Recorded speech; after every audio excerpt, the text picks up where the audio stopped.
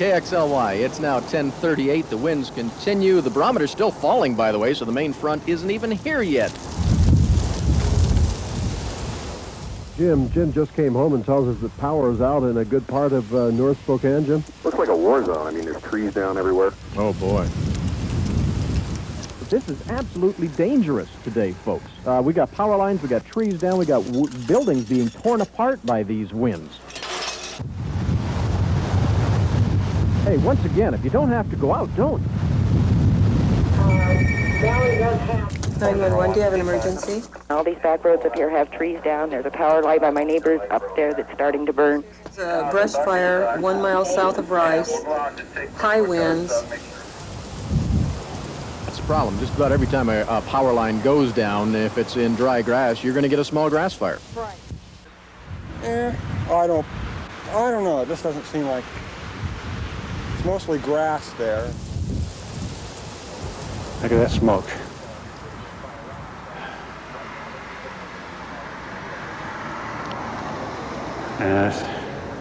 It's not good. The airport, we understood, was closed and so far has not been reopened. There's quite a bit of confusion here and very low. It's 12:43, and boy, what a day we've got. Dust and wind and power outages and schools being shut down. Folks are calling and wondering just how long these conditions are going to last. Actually, we don't think that they're going to last that much longer because the front now is just... 911, do you have an emergency? There's a fire north of Chatteroy. Hold the line, please. It's bad. We have at least 3 fires burning in this area. It's worse on the east side, but it's burning on the east and west side of the road. And fire officials really aren't certain what they have on their hands. But 4 homes in the area of Washington Road over by the airport have now been lost due to fire at a pair. We now interrupt this program because of a local emergency.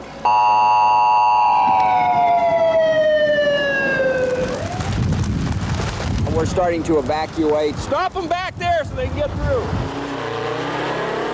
The only thing going in right now is heavy equipment, fire trucks, police.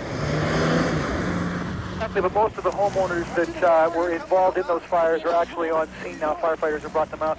Trying to get as many things as possible. A number of neighbors joining in to literally help pull furniture and belongings out of the home while it was still burning. What can you do? Nothing. Nothing.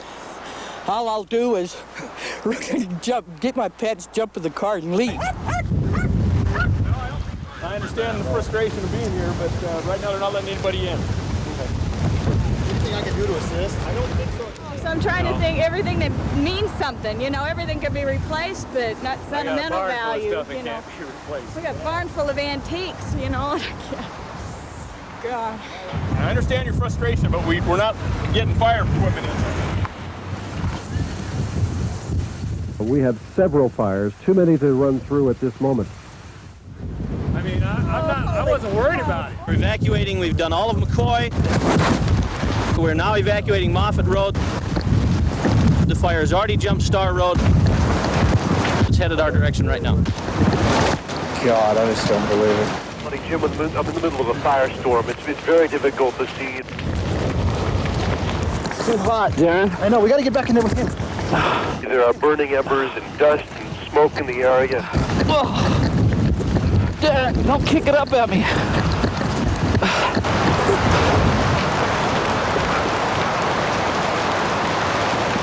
It's my shop, my sculptures, everything. Don't believe it. Just don't believe it.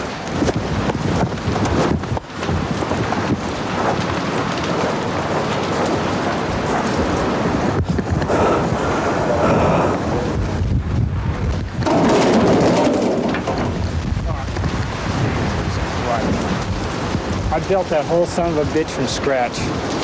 Everything in there, through the septic system all the way. Got 2 animals in there too, and I don't know whether they're alive or not.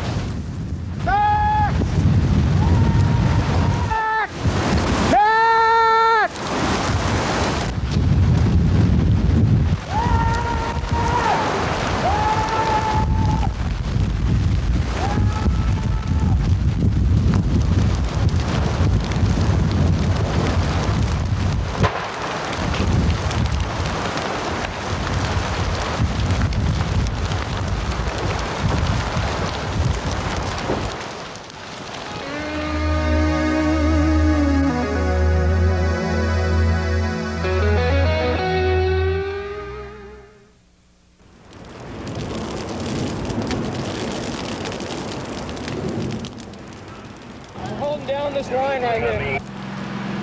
We're going to attack through. Let's go to work. Go. Let's go. Wait a minute. Jim has given me the high sign. Jim, what you got? Let me get Jim Bolzer in here because he's going to have to move quickly. Jim, where are you? And describe the scene. I'm in the woods somewhere near Shady Rest Road. The trees are going up like matchsticks all around a bunch of houses. I think so far everybody's okay. We've got fire going here. We've got this house here. I can't even think right now. As you mentioned earlier that houses in that area are threatened, correct? Yes, they are. People are moving out as fast as they can. It's really going now. All right, Bowles, you do the same thing. Don't stay there any longer. All right, I got to get out of here. All right, Bye. thanks. All right, that's the situation this morning. Here it goes, guys!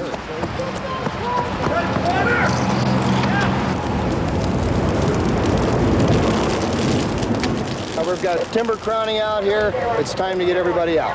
This doesn't look good. Everybody that's home has been notified to evacuate. I'm just a neighbor, just watering the roof. What have you been doing? Have you pulled stuff out of your house and everything, or? Yeah, I got the animals out, basically, and that's all I care about right now. Came back for the dog, huh? Family member. It's a really bad time. All we need is water. We don't have it. This location is outside a water supply area, and it makes it very difficult for us to protect a fast-moving fire in winds even half the speed that we're seeing today. Stay back on 6 feet and throw the stuff out.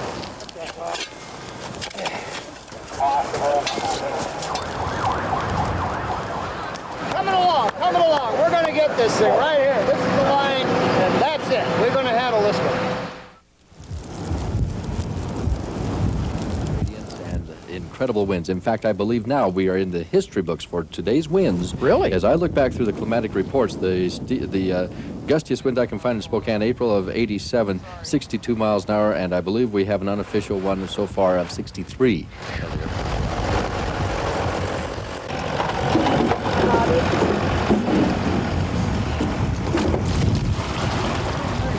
Here, take this top one. I'll get this one.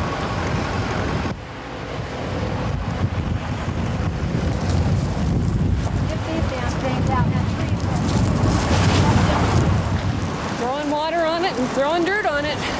What a day. Well, I guess when you live here, there's nothing else you can do.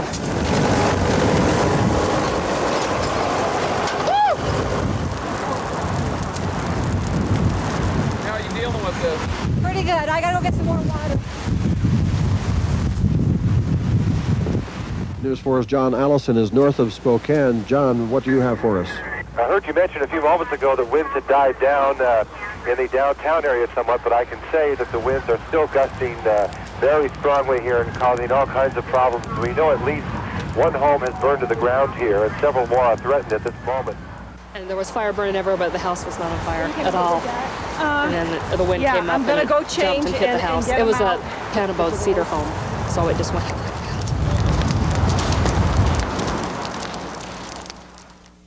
Get the horses out of here. We're going to lead them down the road, I think. Do you know what my father is?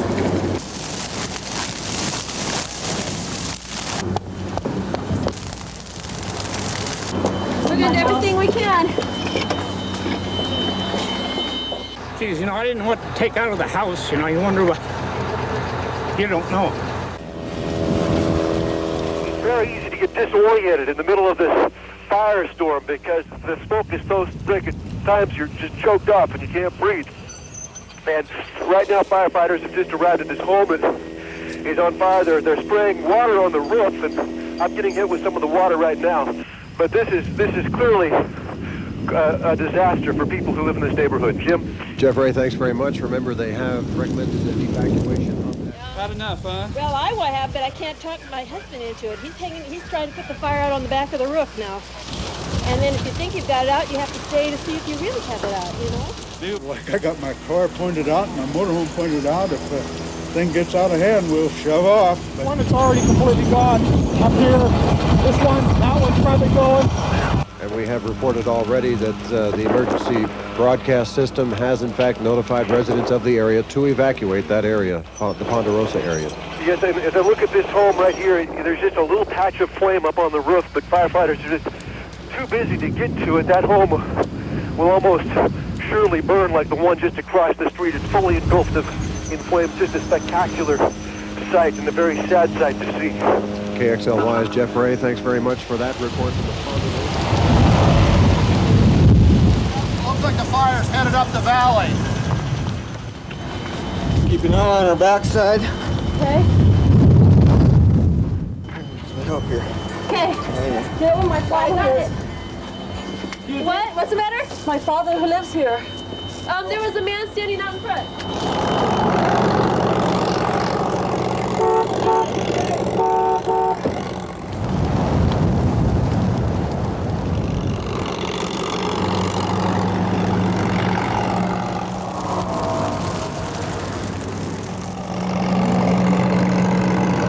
They say that every time they think they've got it licked, the wind shifts direction, and as long as the wind is blowing, there's no telling how far this fire could go. Jim? You know, when Hangman happened, we said that couldn't happen to us because we got that canyon, we got plenty of warning. Well, crazy people we were.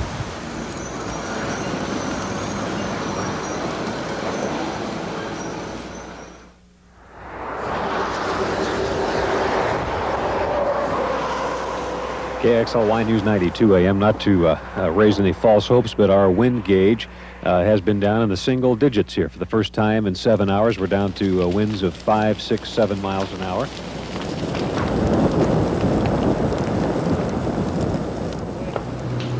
Went to the east pretty fast, but it's going. Wind's calming down. The wind's calmed down, helping us out a lot.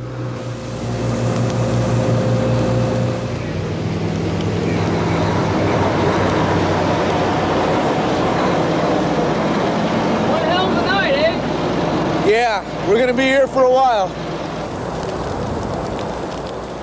On an afternoon that none of us will forget for many years to come.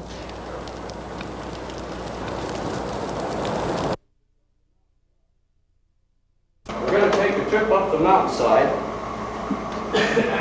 This is a crash course in Fire Ecology 101. We're going to take a trip up the mountainside from the grasslands down the bottom, the sagebrush country, up to the top of the mountain.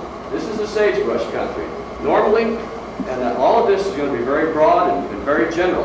Hopefully, if we spark a little interest, we'll dig a little deeper and maybe some more facts on this sort of thing called fire ecology. Mother Nature burned this country regularly, and she burned it and left the mosaic. As you can look at that picture, sagebrush in places, open grassy areas in others. Where the sage burned, you can see the sage on the ridge top. Usually where the soils were a little bit thinner, the sage was a little less dense. The fire quit burning. It burned down in the bottoms where the sage was denser, and what did it leave? Good grass for the buffaloes. Without fire, thick, dense sagebrush. When it gets over 2 feet tall, we model it as a fuel X. But it can be easily mitigated. Obviously burns extremely hot. Extremely hot. These are the kind of fires that firefighters are getting caught in these days. And I think you'll see on the DNRC board back there, fire and similar fuels that 2 firefighters were killed. It's very easy to mitigate. One way, that's a prescribed burner out there. I should have my pointer right here. Prescribed burning sagebrush, which is quite easy to do, and it's done all the time. I have to tell you, in Helena, I hadn't had the opportunity to work with one of these laser pointers. I couldn't figure out how to work it. And I'm trying to show something up there and show where that guy is, and I was showing it in somebody's eyes back behind me. So I'll just point. But quite easily mitigated. It can be taken care of. Fire is only one way. Plowing is another. There are many ways to get rid of that hazard. Fire more nearly mimics Mother Nature, if you will. This is the result of the North Hill burn in 1984. You see where the fire stopped right on the road. On the other side is the sagebrush. On the right-hand side is where it burned. Fire in that fuel type obviously does very little damage, creates a nice grass stand, But if your house was there, not good. Let's go up the mountainside into the ponderosa pine type. This slide was taken in Mexico, in an area with no fire protection. And look at it. It's an open savanna, if you will, pretty much so. Grass fuels on the ground, a few understory trees, not enough to carry fire into the crowns of the trees. Actually, firefighters could work in there quite easily. Have a fire in that area, you can move pretty fast through a fuel like that. Mother Nature designed ponderosa pine to withstand low-intensity fires. This is the result of fires burning about every 5 to 15 years or so. Mother Nature's way of keeping this particular fuel type cleaned up. Low-intensity fires. She designed that ponderosa pine with big, thick bark around the base, kind of like the tiles on the space shuttle when it enters the atmosphere. When the heat comes up against those plates, they curl and pop away from the base of the tree, removing the heat from the base of the tree, idealistically. So it's built to withstand low-intensity fires at regular intervals. It is not built to withstand crown fires. Now look what happens without fire. This is taken on a ranch up by my place near Wolf Creek, Montana. That's not grass. Those are tiny ponderosa pine trees coming in like grass. Obviously, a low-intensity fire would eliminate most of those. And they grow until it becomes a jungle. And then we build our homes there. And we say, I want to live in this natural setting. I don't want to cut any trees. But is it really natural? Obviously not. Not from Mother Nature's standpoint, anyway. There's where we build our homes. This is a home not far from Helena, in a place called Blue Sky Heights. And we have one after another after another after another of these subdivisions going up in these kind of fuels. It's a disaster waiting to happen over there. And I'm sure you have the same thing here. This is a home being built in that fuel type right behind the Capitol building. And more. This is, used to be the owner of the Ford Motor Company there. He feels he's living in a natural setting. There's a dead ponderosa pine tree right over the top of his shake shingle roof, and cured grass right up to his foundation. Does his home have a chance? Not at all. And he says, insurance will take care of it. But how about all those things you can't replace? Just like the video showed. You think about it yourself. This is looking out the Capitol window out towards South Hills. And the homes being built in that same interface, wildland-urban interface. These homes are not protected by the Helena Fire Department. And you would think they would be, but they're not. They're outside the city limits. And they go clear up on the mountain. And they burn. This is the fire started, the North Hills fire in 1984, taken looking out from Helena, East Helena, over the top of the Conoco bulk plant station there. You can see the smoke in the background in the ponderosa pine type. All along those foothills are mountain subdivisions in the wildland-urban interface, one after another after another.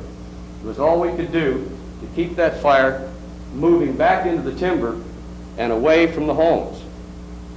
So what did we do? We sacrificed the timber to save homes. That's what is happening through our resources. But obviously, homes get first priority, as they should. But we've got to learn to take care of ourselves up there. The fire jumped the Missouri River, maybe you remember this fire, and ran clear on up into the Gates of the Mountains wilderness area. Eventually stopped the fire near the divide there in the wilderness area. This is the Gates of the Mountains wilderness area that you're looking at back here. And just against it, against the boundary, is another mountain subdivision right here. You can see the road structure there with homes scattered through it. This is just outside of Helena, 1984. What occurs in the ponderosa pine then, and how we know that fire has occurred every 5 to 25 years in this particular type. Obviously, this is a ponderosa pine stand that has burned frequently. Why? How do you know that? You can see the fire scars on it. One thing to be pointed out here is fires in ponderosa pine, as compared to lodgepole, for instance, the reproduction will be long time coming. If you get a crown fire, which is very unnatural to that ecosystem, then you get no reproduction there in the way of timber. But Matt Arno is here, and his dad has done Steve Arno has done a lot of work in showing us how to determine the fire frequency in the various ecosystems by counting the rings between the various fire scars. And what we found in the Ponderosa pine was that before we had interfered at all with suppression or any other effort, fires occurred at 5 to 15 to 20-year intervals, something like that in the Ponderosa pine ecosystem.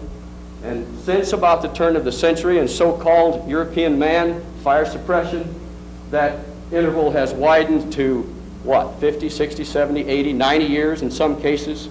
So we've lost how many cycles? And we've grown that thick, dense Ponderosa pine, which we call natural, and build our homes there. Now there's things you can do. This is very sterile, but obviously it's one way. But lots of folks look at this picture and say, I don't like that. It's too sterile. I want to live out there where there's a little shade, a few things I can do. Well, there are things you can do. But I think Jack will speak to this subject a bit later, Cohen. But the roof is a composition roof, maybe be a tile roof, I'm not sure. But obviously he has taken great pains to protect his home in the wildland-urban interface. But here's another that is quite safe. This individual, Almond Brothers Realty, owns this home. The home is here. And he has thinned the understory out, pruned the trees up about 10 to 15 feet. And he actually underburns on this property. One side of his road he burns at one point in time. About 5 years later, he underburns the other at a time of year when he can do it and do it well.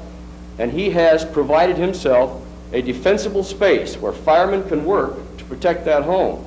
It may not look like it from a view in this picture, but if you walk in there, you can see that the spacing between the crowns are such that fire can't carry from crown to crown, and that the underbrush and debris on the ground is all taken care of.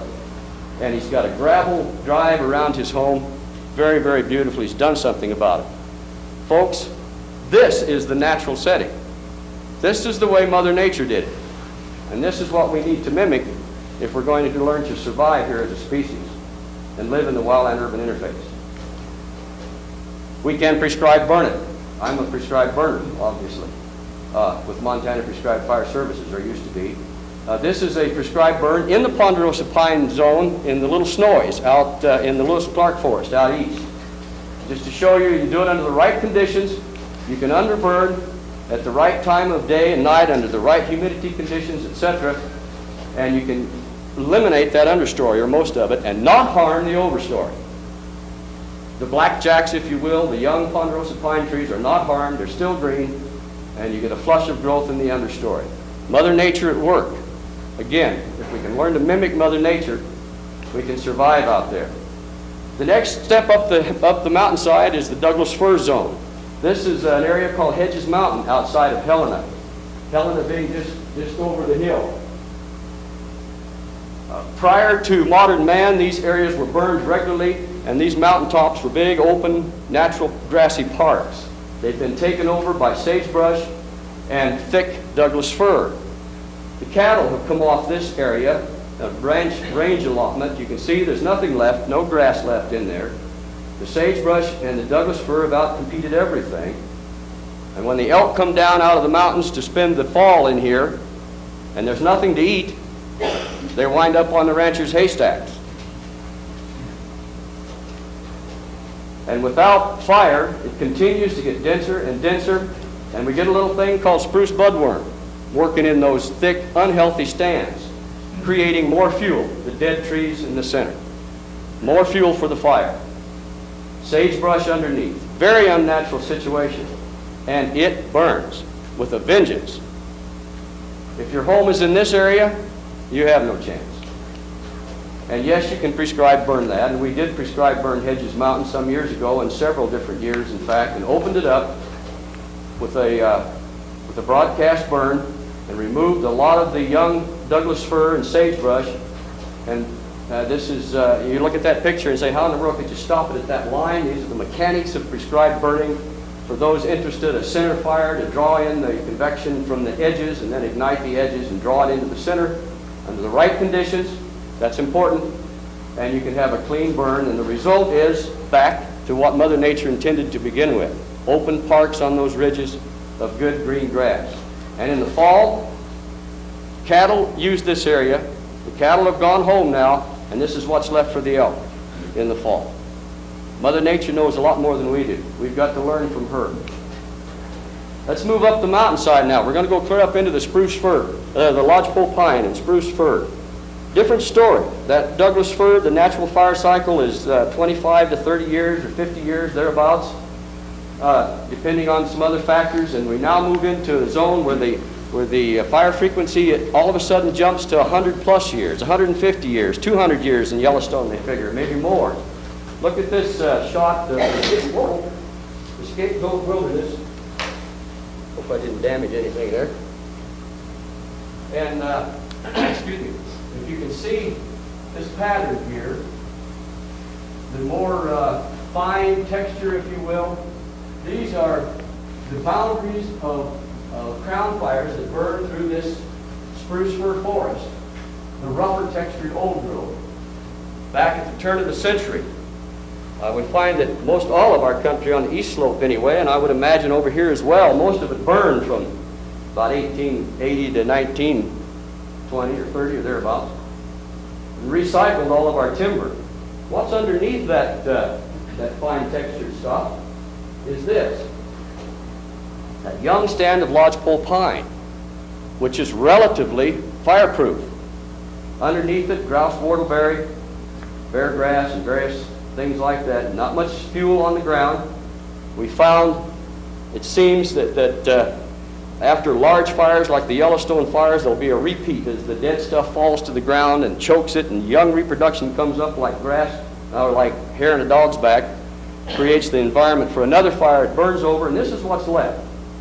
Then a relatively fireproof stand. Back in the 40s and 50s and 60s, those forests on the east side were called the asbestos forests because they were in a state like this from those fires that burned over the turn of the century. But as time has gone on, we find now that those forests over on the east side are having devastating, large crown fires in this type. Why? Well, obviously, the fuel, the trees are starting to fall apart, unravel, fall to the ground, the fuel is building up, and prophetically, this is a picture of Yellowstone that I took prior to the '88 fires on just a Sunday excursion out there to kick around. Look at what Yellowstone was up against pre-1988. Tells you many things. The elk didn't have a lot of places to eat, and the fuel is ready to burn.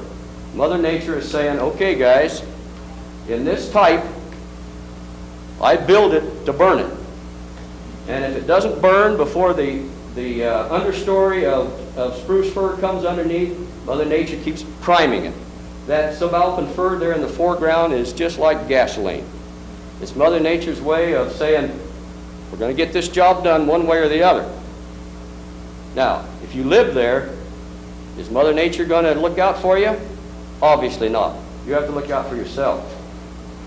The norm in this type is the crown fire. As compared to ponderosa pine, where the norm is a low-intensity fire at regular intervals, the norm in this ecosystem is for major crown fires at long intervals. And what does this is a picture of Warm Springs fire looking right out from Main Street in Helena. In 1988, the Warm Springs fire burned in this type, burned something like 32,000 acres. Those are the lights of Helena, and left in its wake many, many homes burned. There's the lodgepole pine forest. Obviously nothing was done by this landowner to protect himself. In that type, as I said before, about the only thing you can do is create an opening at least twice the height of the trees. Many folks don't like to do that. That lodgepole is very shallow rooted. First wind that comes up blows over. They lost many, many homes. This is a picture in the Gates Park area of the Lewis and Clark, the Bob Marshall Wilderness that burned in '88 under prescribed fire until such time as we were told it was a wildfire and had to do more suppression action. You can see how a fire in that spruce fir type burns irregular patches, leaves a lot unburned. If you think back now to that first picture I showed you of the Scapegoat Wilderness with the mosaic of fluffy looking green compared to the old growth, that's what this will become. And as it recycles from fire, looks devastated, looks like landscape of the moon.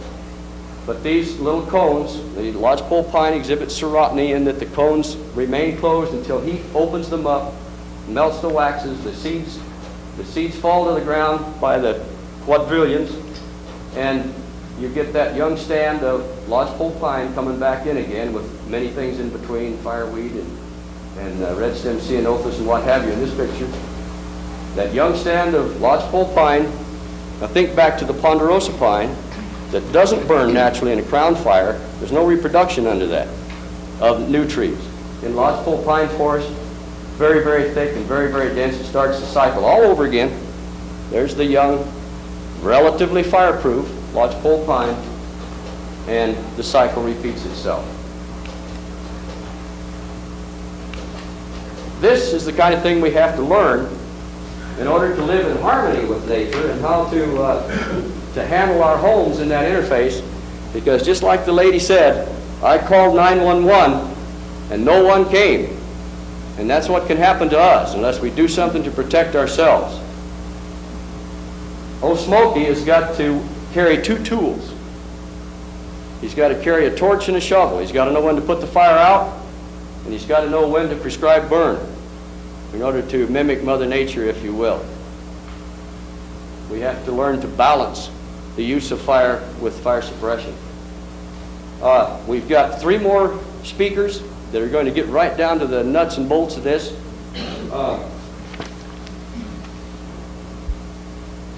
Flip the lights if you would, please. Thank you. I guess I have the controls on this thing. Go ahead, just shut it off if you would. Thank you. Jack Cohen has been with the fire lab out there for a number of years. I've known Jack for quite a while and never had the opportunity to work with you real close, Jack. It's been a pleasure to do it tonight. Jack's going to discuss some of the things you can do and some very interesting things in house construction and that type of thing. Alan Fetcher will talk to us. He's a homeowner that has been doing some things on his property. And Matt Arno, Steve Arno's son, if you don't mind me relating it that way, Steve was a very good friend and a very good tutor to me. Steve's son, who is out there doing some of the work. Hired gun, if you will. We need a hired gun over in the Helena area, Matt. Need to talk to you after this is over. And with that, John, unless there's something else in between, Jack, it's your turn. Jack Cohen.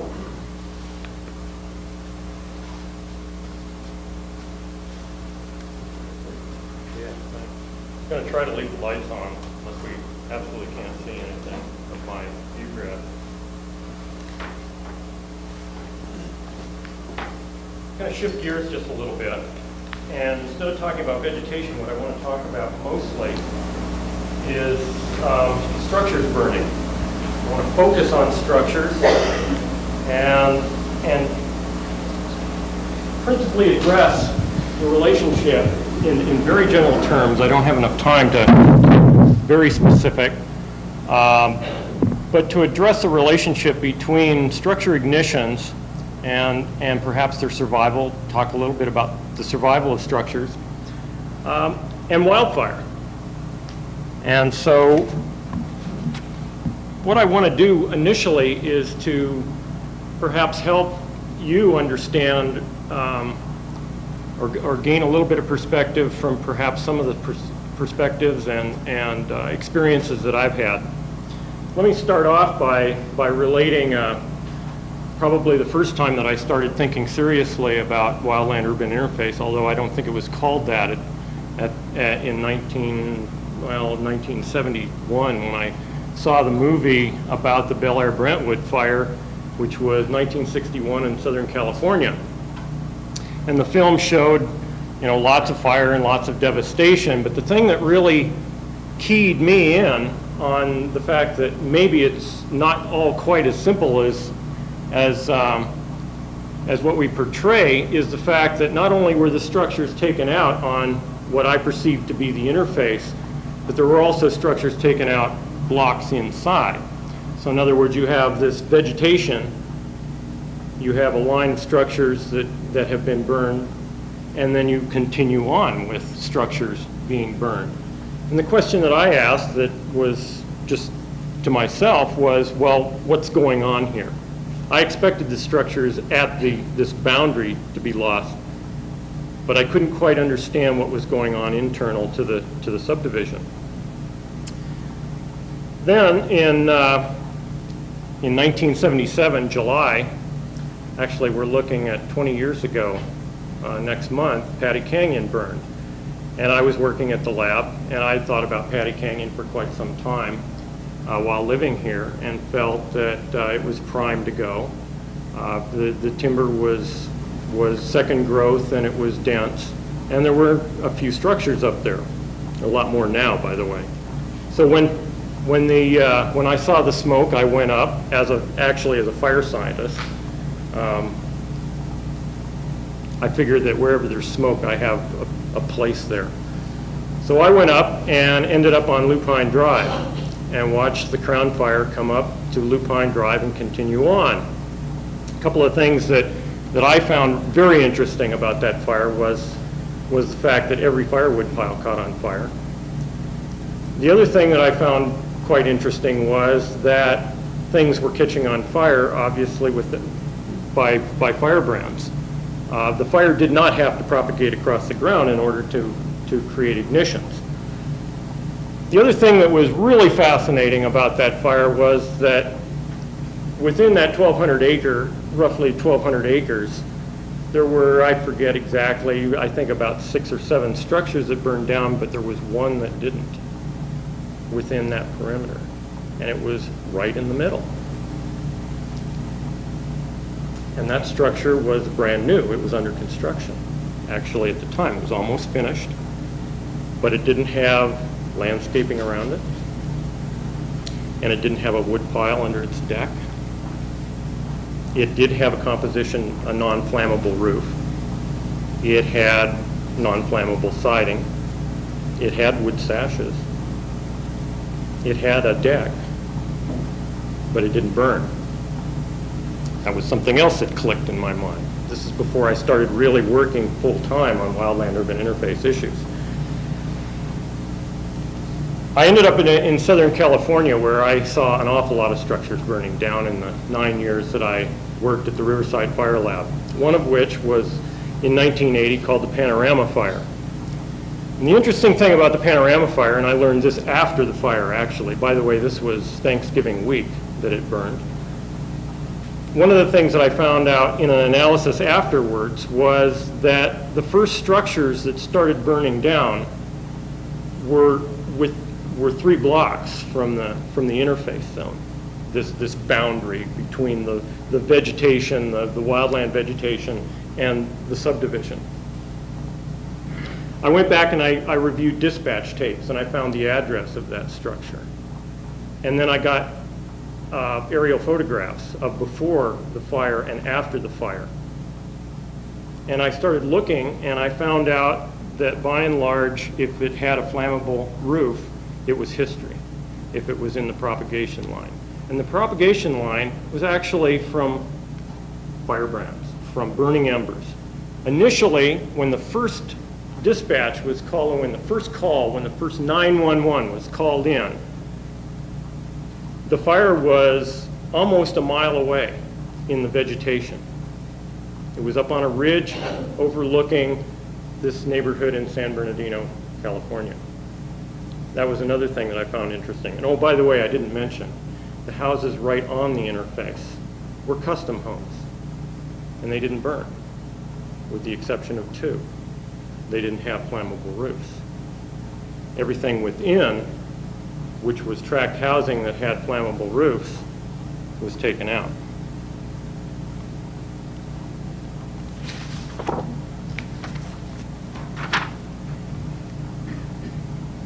So what I'm going to be talking about principally is structures.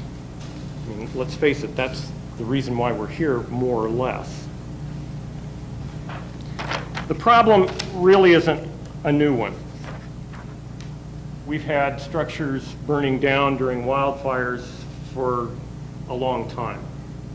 In fact, as it turns out, back in the 1600s, Amsterdam outlawed flammable roofs, and that day it was thatch because of the major conflagration that occurred in the 17th century.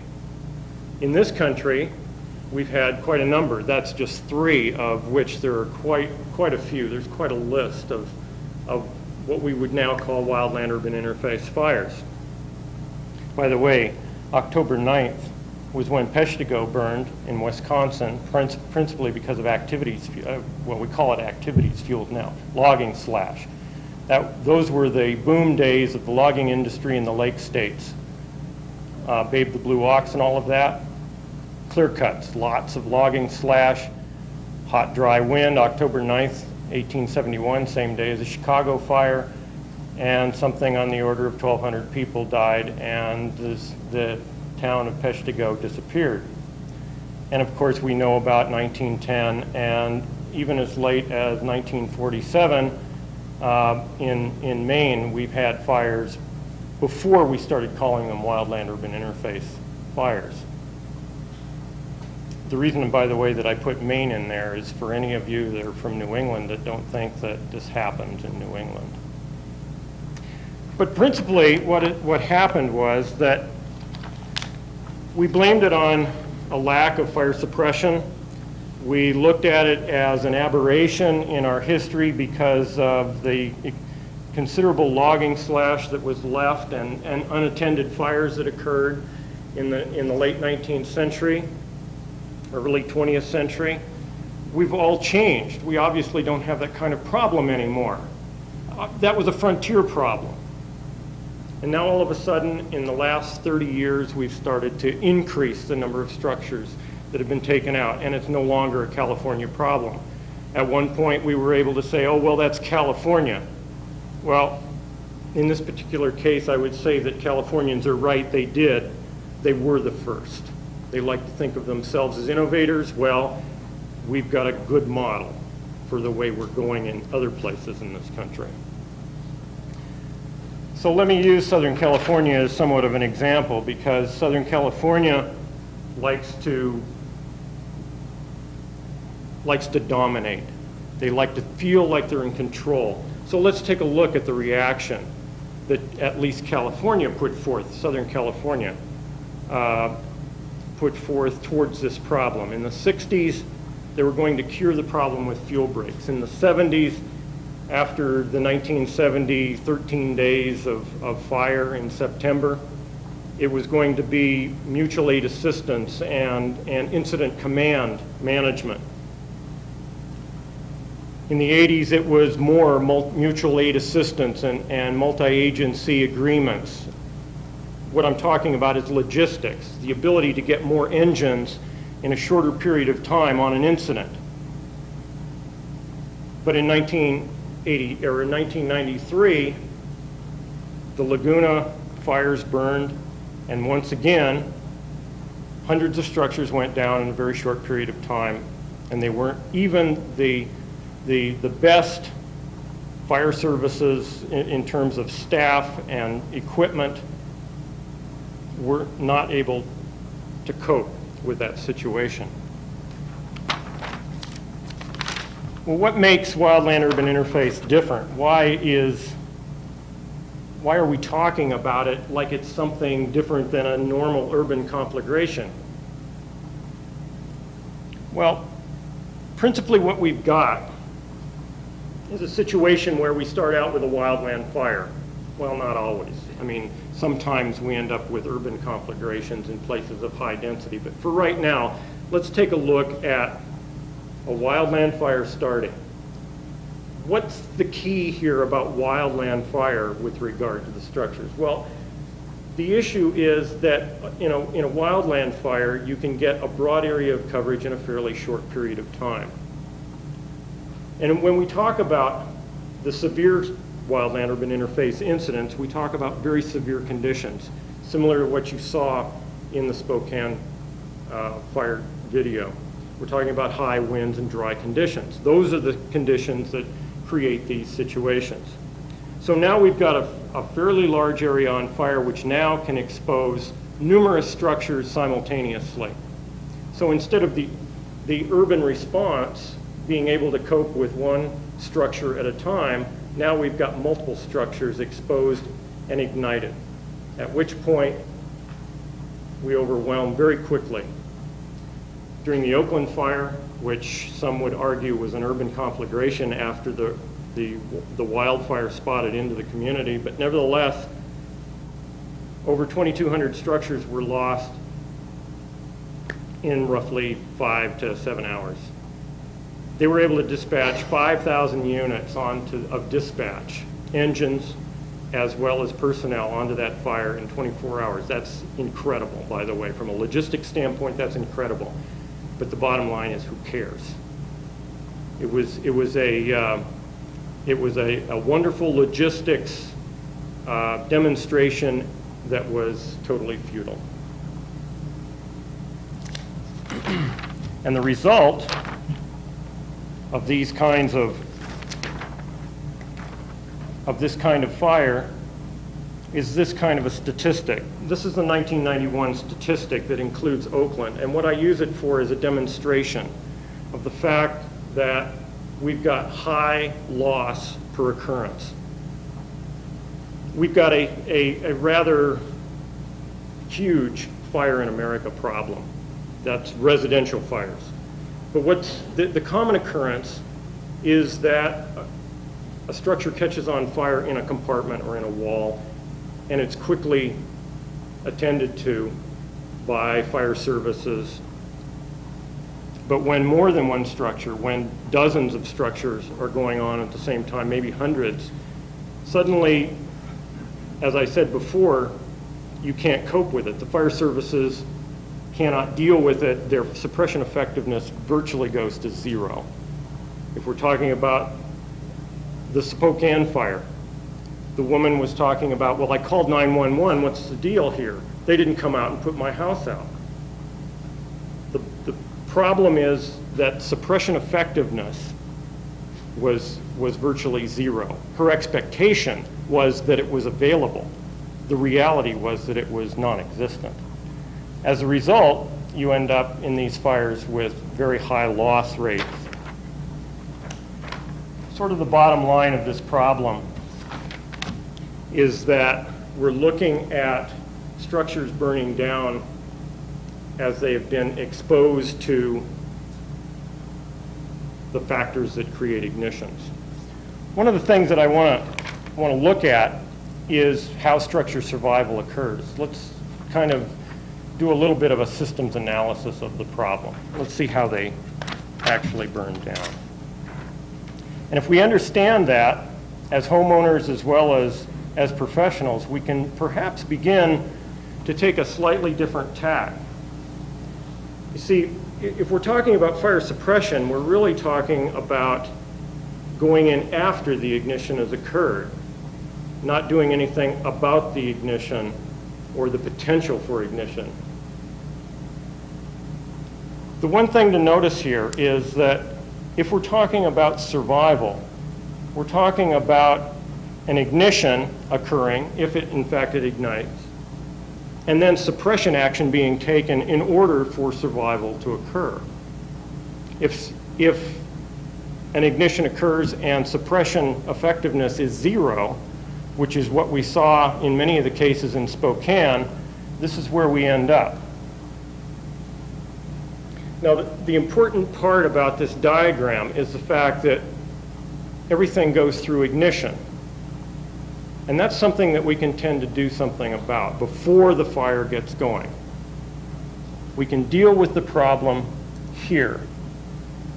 The difficulty, and this was demonstrated in the seminar just before this one 2 weeks ago, the difficulty with this problem is that the fire services don't live there. They can't tell you what to do.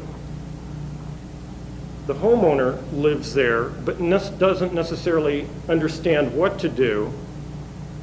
The fire services don't necessarily understand exactly what to do about the structure from a fire engineering standpoint, and therefore can't relate ways of dealing with ignitions to the homeowner. So the bottom line is that the homeowner ends up being essentially the focus.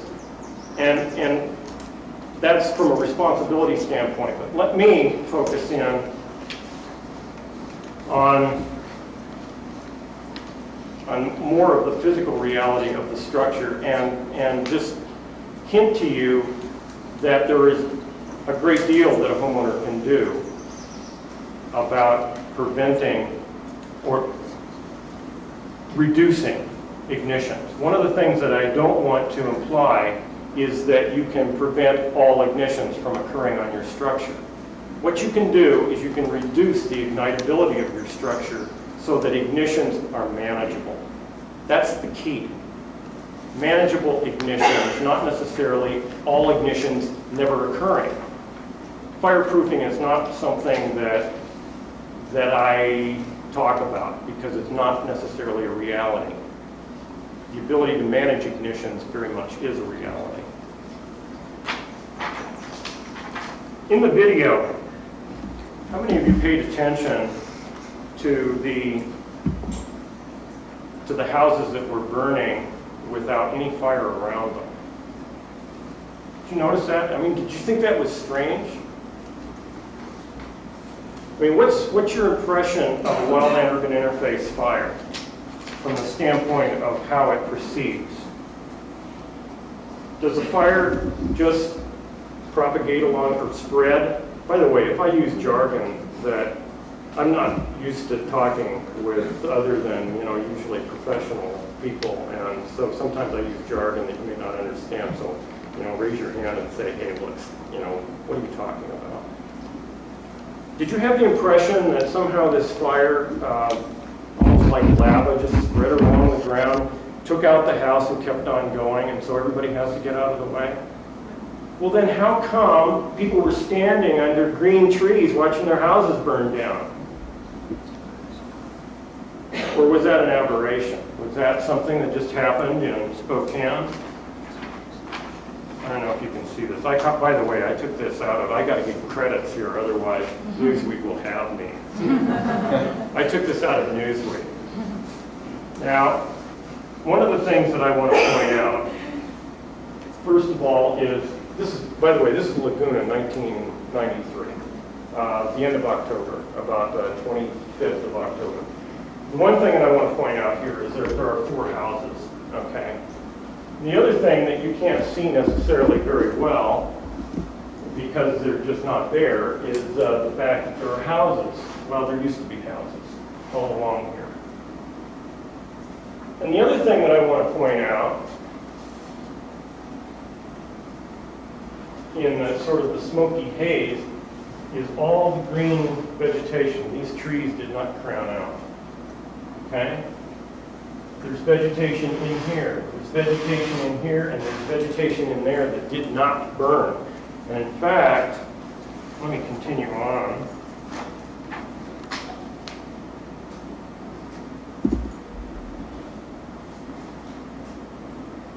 How many of you remember the Miracle House? That's the white stucco house with the red tile roof. Miracle House? I don't think so.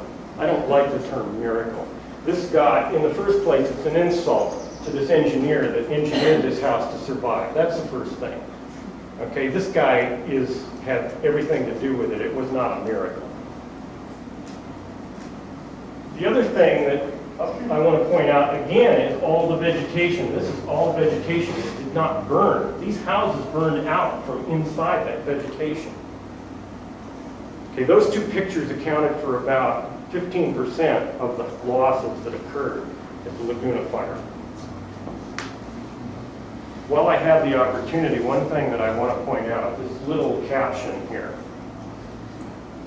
and I'll just read it to you. It says, a swath cut through Laguna Beach, destroying 16,000 plus acres and 318 homes. How do you destroy an acre? And I'm not sure.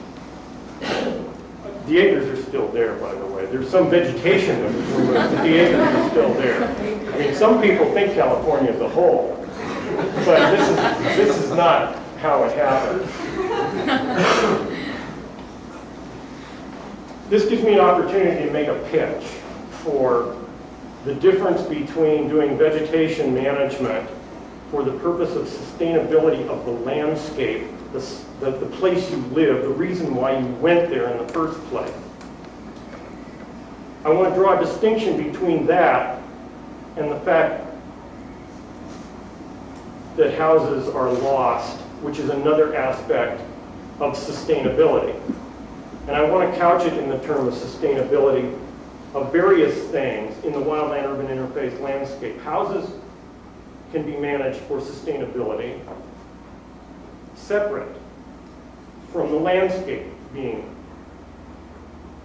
managed for sustainability. And the reason for that is because of the way ignitions occur. And the testimony to that, to a great extent, is to watch houses burn out. Watch houses burn out from inside the vegetation. This is not an aberration. I've been on a number of incidents where the vegetation closest to the structure is scorched or burned out. The structure is gone, and it's green on the other side where a structure remains. Okay? How does it happen? I mean, vegetation is supposed to carry the fire into the structure, and very often it does. But how did that happen? How about the notion that maybe the structures were more flammable than the vegetation? Is that possible? It's very possible. In this particular case, we're looking at extremes. We're looking at flammable roofs. Of course, we don't have any flammable roofs in Montana, do we?